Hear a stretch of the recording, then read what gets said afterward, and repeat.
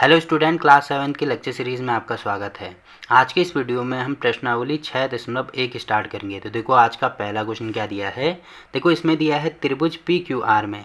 देखो ये जो त्रिभुज आपको दिख रहा होगा पी क्यू आर, मतलब ये वाला पूरा त्रिभुज, इसमें आपको दिख रहा होगा मैं भुजा क्यू आर कौन सी है, ये वाली भुजा जो आपको दिख रही है क्यू आर का मध्य बिंदु डी है। इसका मध्य बिंदु डी है, मतलब ये वाला बिंदु। अब देखो नाम ही से पता लग रहा है मध्य का मतलब होगा बीच वाला।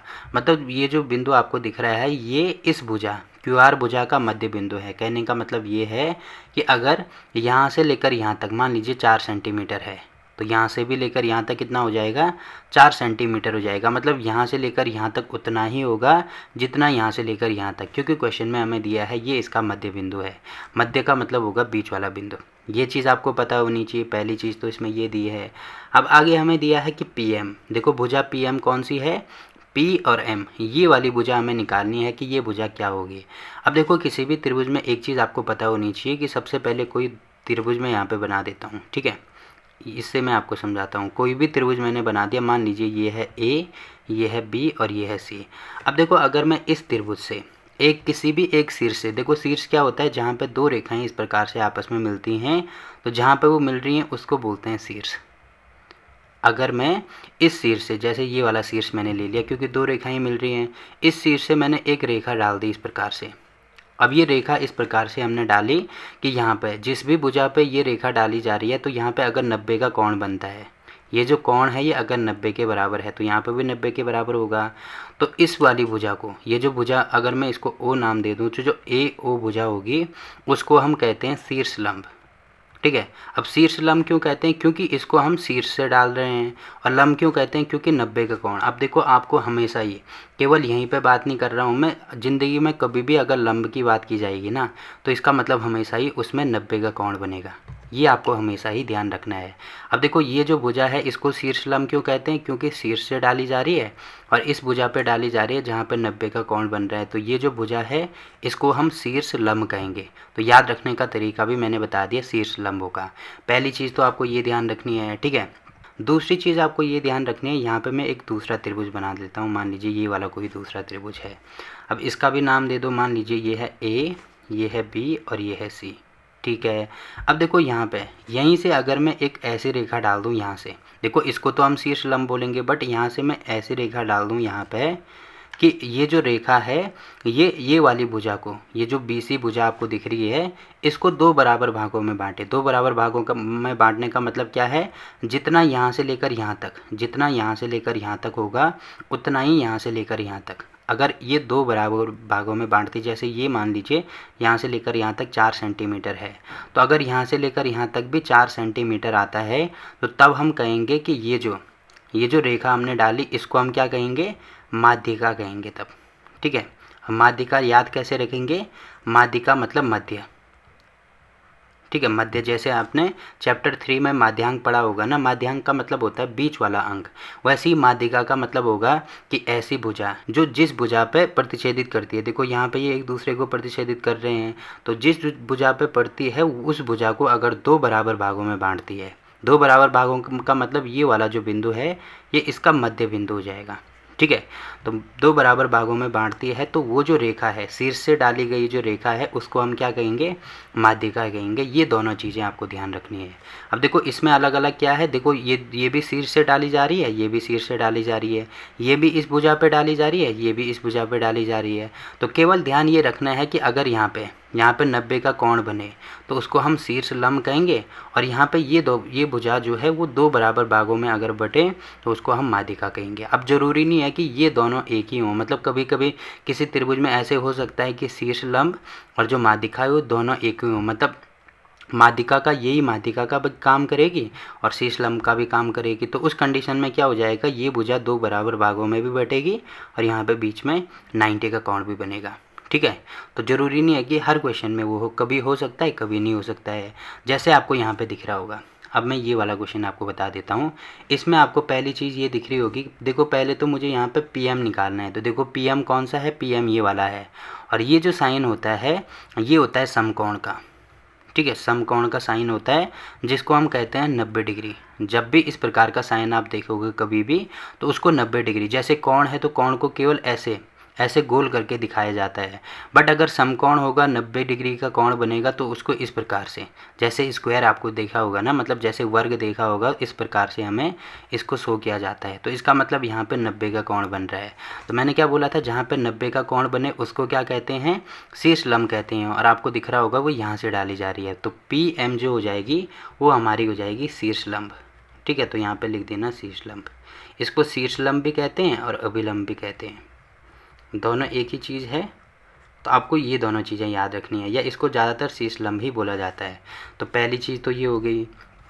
ठीक है, अब देखो दूसरी चीज़ क्या दी है इसमें, दूसरी चीज़ ये दी है पी डी। पी डी मतलब कौन सी भुजा, ये वाली पी डी भुजा। अब देखो क्वेश्चन में हमें पहले ही दिया है कि जो क्यू आर है, क्यू आर मतलब ये वाली भुजा का मध्य बिंदु ये वाला है। मध्य बिंदु होने का मतलब क्या है कि ये दोनों भुजाएं यहाँ से लेकर यहाँ तक और यहाँ से लेकर यहाँ तक ये दोनों बराबर होंगी, तभी तो मध्य बिंदु होगा ना। तो इसका मतलब मैं कह सकता हूँ कि पी डी क्या है, पी डी हमारा माध्यिका है। यहाँ पे लिख देंगे माध्यिका। माध्यिका, माध्यिका क्यों है, क्योंकि यहाँ पे देखो ये शीर्ष से डाला जा रहा है, और इस शीर्ष से डाली गई रेखा अगर किसी भुजा पे पड़ती है, अगर वो भुजा दो बराबर भागों में बढ़ती है तो इसका मतलब वो क्या हो जाएगी, माध्यिका हो जाएगी। जैसे मैंने अभी आपको बताया, देखो ये भी माध्यिका है, क्यों, क्योंकि ये दो बराबर भागों में, इस भुजा को दो बराबर भागों में बांट रहा है। तो ये चीज़ आपको पता होनी चाहिए। तो यहाँ पे इसका आंसर हो गया। अब देखो आगे दिया है कि क्या क्यू एम, देखो क्यू एम कौन सा है, क्यू एम ये वाला है, बराबर है एम आर, बराबर है एम आर। तो देखो क्यू एम और एम आर आपको बराबर दिख रहे हैं क्या, बिल्कुल भी नहीं है। क्यों, क्योंकि देखो मध्य बिंदु तो ये वाला है ना। तो अगर ऐसे दिया होता कि क्यू डी बराबर डी आर तो तब तो ये बराबर थे, बट यहाँ पे क्यू एम बराबर एम आर नहीं है। तो यहाँ पे लिखेंगे क्यू एम बराबर नहीं होंगे एम आर के।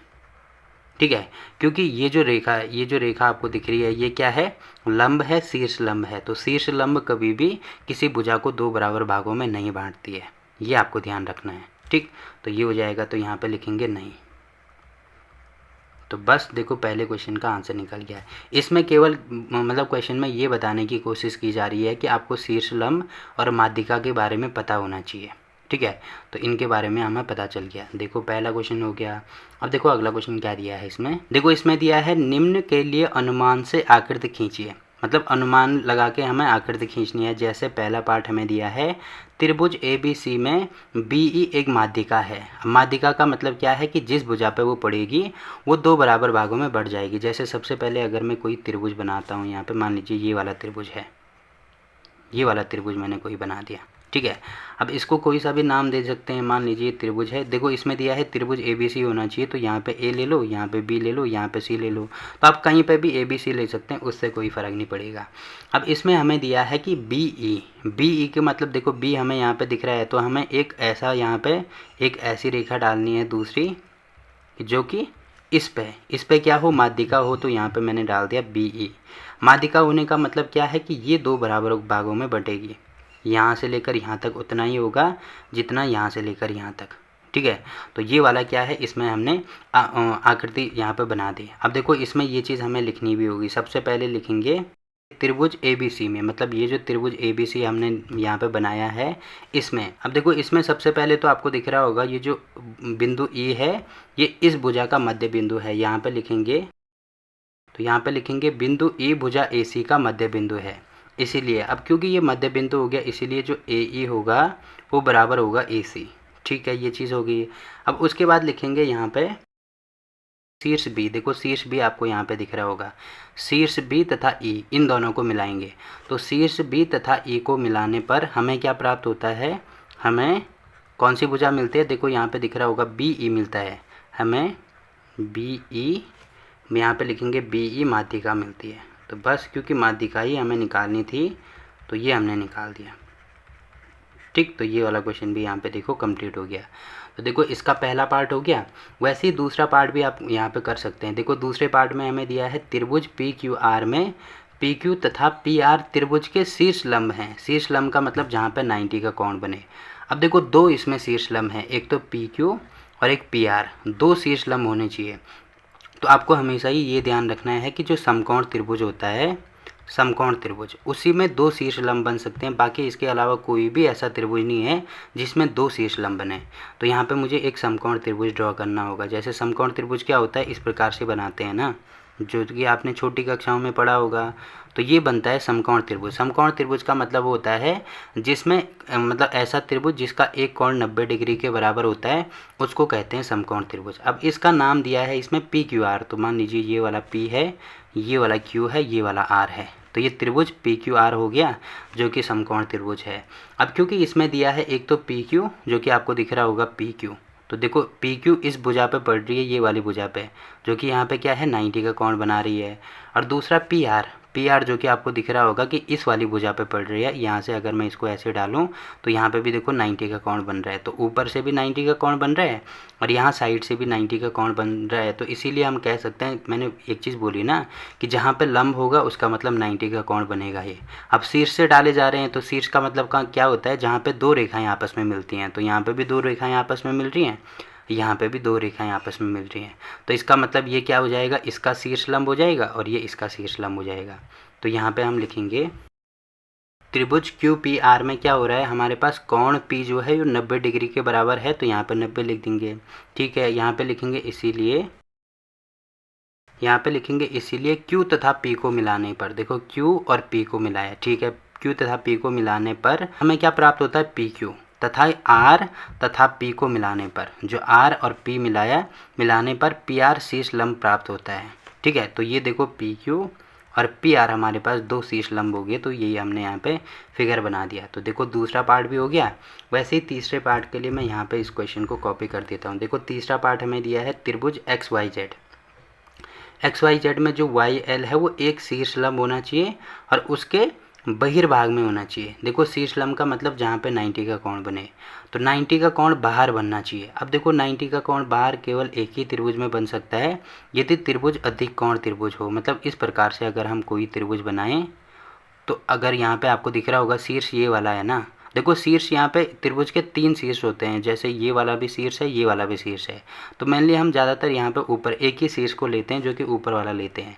अब देखो यहाँ पे अगर मैं इस प्रकार से ऐसे ड्रॉ कर दूँ और इसको पहले तो नाम दे दो, क्या है ये एक्स वाई जेड है, तो इसको दे दो एक्स, इसको दे दो वाई और इसको दे दो जेड नाम। तो ये हो जाएगा। यहाँ पे अगर मैं ऐसे 90 का कोण बना दूँ तो आपको दिख रहा होगा यहाँ पे 90 का कोण बन रहा है ना, जो कि इस त्रिभुज के कहाँ है, बहिर्भाग में है, मतलब बाहर वाले भाग में है।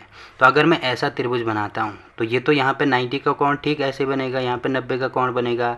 अगर मैं समकोण त्रिभुज बनाता हूँ तो समकोण त्रिभुज में 90 का कोण इसके अंदर बनेगा। अब देखो बाहर कैसे बनेगा, जब हम त्रिभुज को अधिक कोण बनाएंगे, अधिक कोण त्रिभुज बनाएंगे, मतलब एक कोण इसमें 90 से बड़ा होगा, तभी ये जो लंब है, शीर्ष लंब है, ये बाहर आएगा, ठीक है। तो ये त्रिभुज मैंने यहाँ पे बना दिया। अब आपको यहाँ पे दिख रहा होगा, इसका नाम दे सकते हैं हम, ये दे दिया एक्स, ये वाई, ये जेड, इसको ओ नाम दे दो। अब लिखेंगे यहाँ पे, अब लास्ट में यहाँ पे लिखेंगे त्रिभुज एक्स वाई जेड में, ये जो एक्स वाई जेड त्रिभुज आपको दिख रहा है, इसमें शीर्ष वाई, देखो शीर्ष वाई ये वाला शीर्ष वाई तथा बिंदु ओ को मिलाने पर भुजा ओ वाई प्राप्त होती है, जो कि एक शीर्ष लंब है। क्योंकि यहाँ पे 90 का कोण बन रहा है, इसीलिए एक शीर्ष लंब है तथा त्रिभुज एक्स वाई जेड के बहिर्भाग में स्थित है। तो ये मैंने आपको यहाँ पे बता दिया, ठीक है। तो देखो क्वेश्चन नंबर 2 भी कंप्लीट हो गया। अब देखो अगला क्वेश्चन क्या दिया है इसमें, देखो इसमें दिया है आकृति खींचकर पुष्टि कीजिए कि एक समद्विबाहु त्रिभुज में शीर्ष लंब व माध्यिका एक ही रेखाखंड हो सकता है।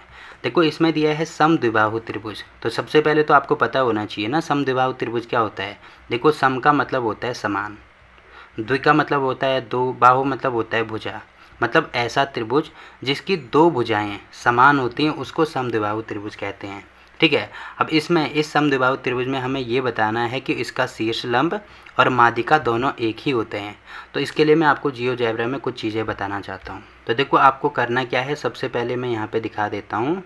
यहाँ पे देखो सबसे पहले हमें क्या करना है, एक ऐसी भुजा लेनी है, एक ऐसी भुजा या एक ऐसी लाइन लेनी है जिसके बीच में कितने भी, जैसे हम 8 सेंटीमीटर की लाइन ले सकते हैं, तो 8 सेंटीमीटर की लाइन हम सबसे पहले ले लेंगे, ठीक है। तो यहाँ पे मैं दिखा देता हूँ एक बार। देखो यहाँ से एक बिंदु यहाँ से ले लो और दूसरा यहाँ से ले लो, तो ये दोनों रेखाएं यहाँ पे मैंने मिला दी। तो ये कितनी है, मान लीजिए 8 सेंटीमीटर है, देखो दिख रही होगी, 0 से 8 तक मैंने ले ली, ठीक है। अब क्या करना है हमें, इसके आधे में, आधे का मतलब क्या है कि 4 से मुझे एक दूसरी रेखा यहाँ से ड्रॉ करनी है, तो यहाँ तक इसको ड्रॉ कर दो, दूसरी रेखा हो गई, ठीक है। अब देखो अगर मैं यहाँ पे इसको इससे मिलाता हूँ, वैसे ही इसको इससे मिलाता हूँ तो एक त्रिभुज बन गया ना। तो देखो हमें क्वेश्चन में ये दिया है कि एक द्विबाहु त्रिभुज होना चाहिए। तो समद्विबाहु त्रिभुज का मतलब ये होता है कि जिसकी दो भुजाएं बराबर होती हैं।